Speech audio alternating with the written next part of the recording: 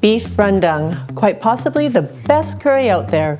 Rich, intense flavor with minimal effort. This recipe is a shortcut to an amazing dish. Hey everyone, I'm Flo, Duties Behind the Camera, and we're all about simple food, simple faith. We are making beef rendang today, and it really truly is my absolute favorite curry out there. It is so incredibly flavorful, and I especially love the intenseness of it. And it's considered a dry curry, so it doesn't come out soupy or have a lot of sauce, but the sauce that it does make clings on to the meat, and it's just, oh, so good.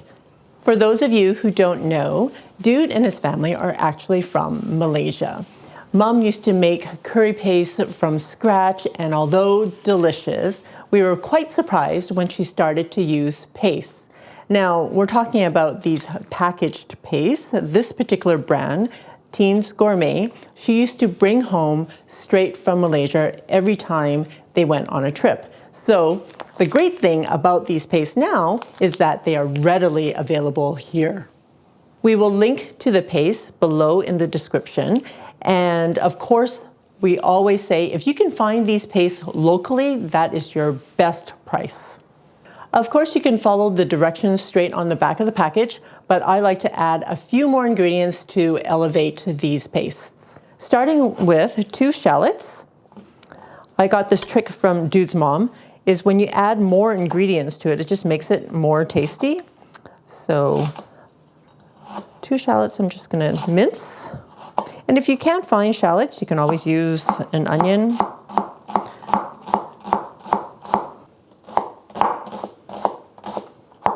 I'm using a giant piece of garlic.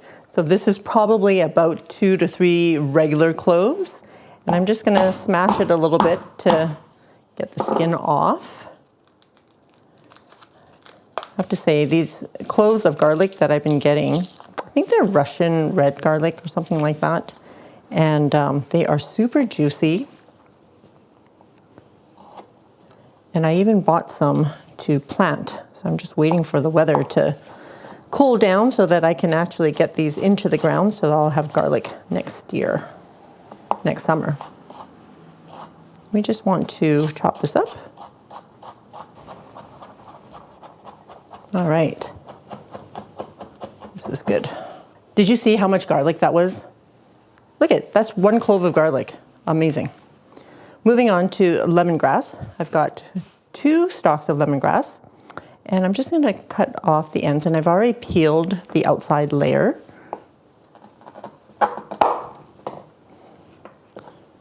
Just because the ends are a bit dry. I'm also gonna cut them down a little bit so that they'll fit in my pot. Now, lemongrass is really woody and hard to chew, so we're just using the lemongrass for flavor. And to do that, I'm just gonna bash it with my mallet. And we are gonna put all of this in there.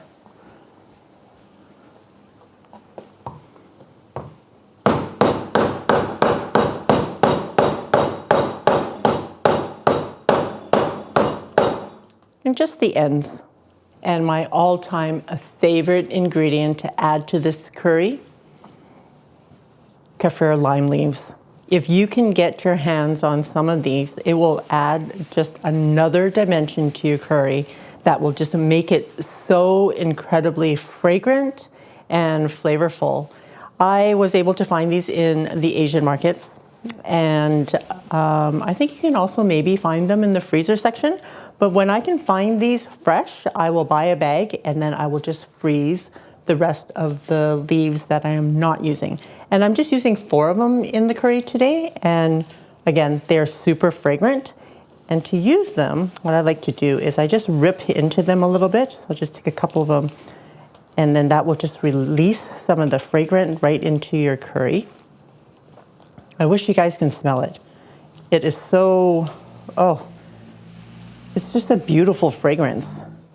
Back in the day, even I was making a curry paste from scratch, and I have to tell you, it was a whole day affair trying to source all the ingredients.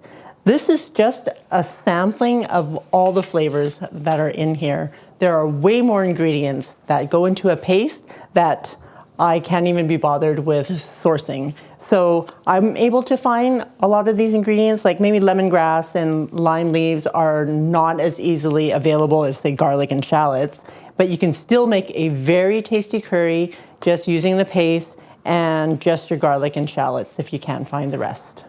I am also using my favorite braising meat, which is beef finger meat. And look, it really does say beef finger meat on the package. This is what it is in Chinese. I have no idea what that is, but this is what I'm using.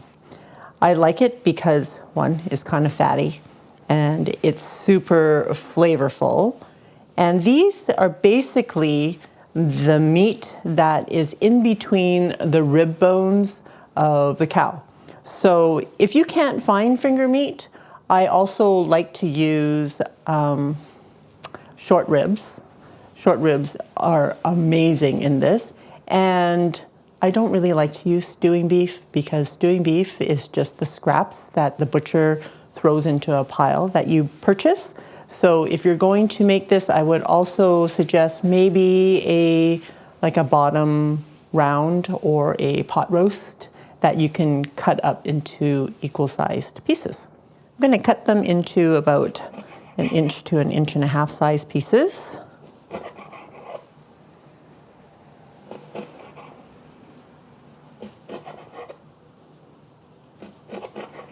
And if you want to get rid of some of the fat, you can do that as well. This is about 3 pounds, I think. Okay, last piece. Now I'm convinced that this is the type of meat that we see in the Chinese restaurants for their stewing beef. I bet you people have gotten a hold of these and that's why it's gotten more expensive.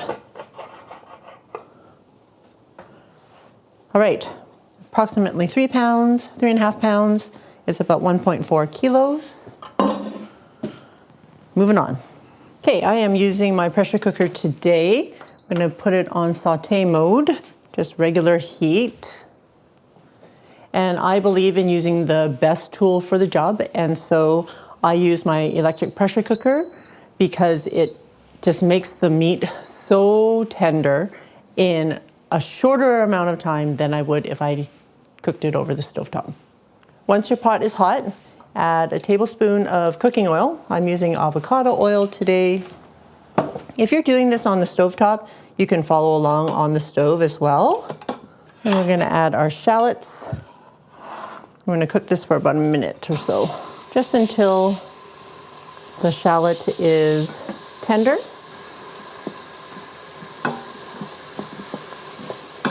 Once the shallot is tender, I'm going to add my garlic. And we're only going to saute this for about 30 seconds, just until it's fragrant. Okay, next I'm adding the paste. I can take this off. And I'm going to add the whole package of paste. The paste is super pungent and spicy. So yeah, it gets quite fragrant here.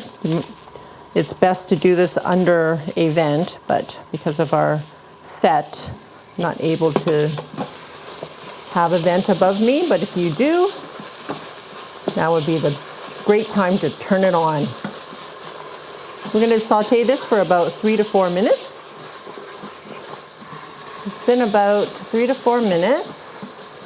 And I'm going to add 1/2 cup of water to deglaze the pot, because with the pressure cooker, if you don't deglaze, it'll think that things are burning at the bottom.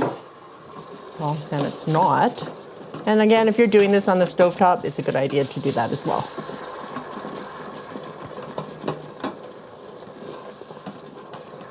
On the stovetop, you might want to add about 1 cup of water. With a pressure cooker, the steam stays inside the pot, and so it does not evaporate. But if you're cooking it on the stovetop, the liquid will evaporate. So you want to add a little bit more water because you'll be cooking it for a much longer time on the stove. I'm going to add all my meat.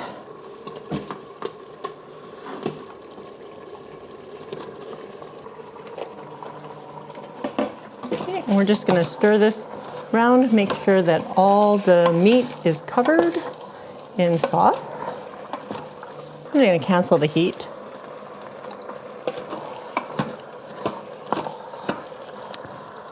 Going to also add 1/3 of a cup of unsweetened shredded coconut. And if you have toasted coconut, you can use that as well. Might be even tastier. Just going to stir that in.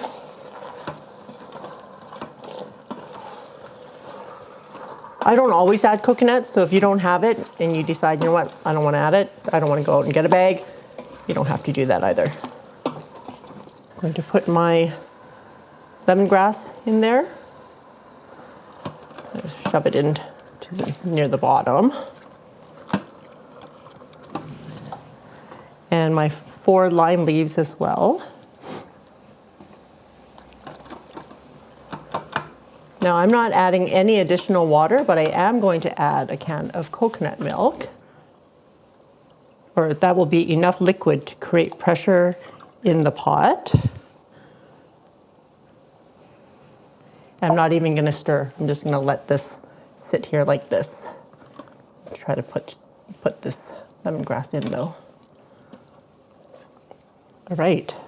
Okay, putting the lid on, locking it into place, making sure this sealing knob is on sealing, and we're going to cook it on high pressure for 30 minutes. And that is it. If you're doing this on the stovetop, I would bring everything to a boil, then turn it down to a simmer and let it cook for about an hour and a half maybe, just until the meat is super tender. Or if you're using a slow cooker, now would be the time to throw all of the ingredients here into your slow cooker and let it slow cook for 6 to 8 hours on low. Once the cooking is done, we're going to release the pressure. I don't know why it always freaks me out. All right, let's take a look. Oh my goodness, look at that. It looks so good. Now you can eat it like this if you want. If you don't want to reduce the sauce, perfectly fine. Still a very tasty curry. But what I'm going to do is, you see all that red oil that's floating on top? That's the chili oil, and some of it is the fat rendered from the beef. I'm going to remove some of that because, well, one, I don't want all the fat. Secondly, is I don't really want all the heat either. So now is the time to skim all of this fat if you don't want it. Otherwise, as we reduce the sauce, it will just cling on to the sauce. All right, I'm gonna leave the remaining, but this is how much I removed, guys. So now I'm going to reduce the sauce, and I'm just going to use the saute mode on my pot and adjust it to high and let it go. It'll take about half an hour, and you will, well, I will show you how the color changes and the flavor and all of that just intensifies. So again, you can eat it as is or reduce the sauce. All right, so it's been half an hour of reducing on high, and look at it now. It is brown, and everything is just so yummy looking. Look at that. I'm gonna scoop this into a bowl.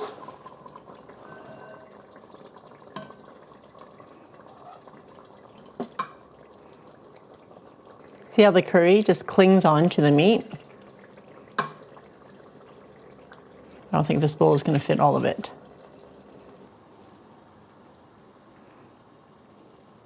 Are you all ready for the taste? Look, guys, this is the food of my peoples. Beef rendang, so good. Requisite rice. You know what? I'm gonna get in a little bit closer with the aroma here. Oh, this is the aroma and the visuals. Oh, this is so good. A bit of meat here and some sauce. You're gonna have to dig deep, dude. Oh yeah. Oh yeah.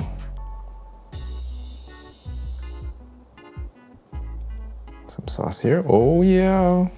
The paste does so much of the heavy lifting. You know what? Beyond the coconut milk that you have in here, the shredded coconut, oh, I can smell that. All right. The flavors, dude. The beef is so tender. The texture is amazing. Like smooth, you know? Oh yeah. That sauce is like enveloping it, is not like the sauce is sliding off the meat.